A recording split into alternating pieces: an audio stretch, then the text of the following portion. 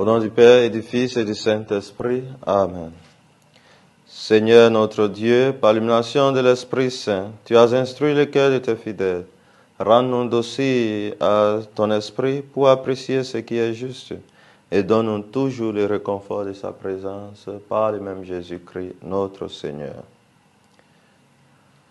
Évangile de Jésus-Christ selon saint Marc. En ce temps-là, comme Jésus était dans une maison, arrivent sa mère et ses frères. Restant au dehors, ils le font appeler. Une foule était assise autour de lui et on lui dit, « Voici que ta mère et tes frères sont là dehors, ils te cherchent. » Mais ils leur répondent, « Qui est ma mère?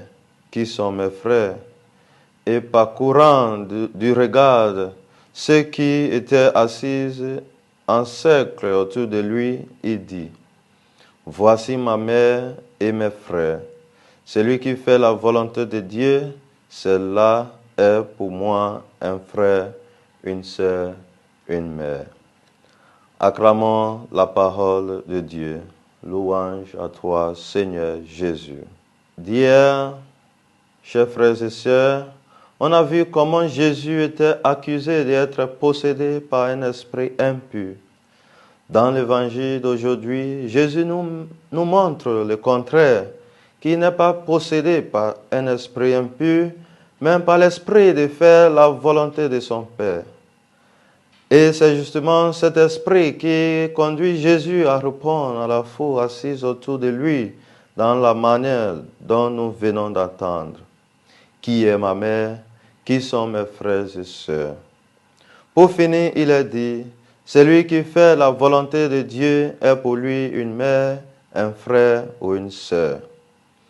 Mes chers frères et sœurs, faisons-nous réellement la volonté de Dieu?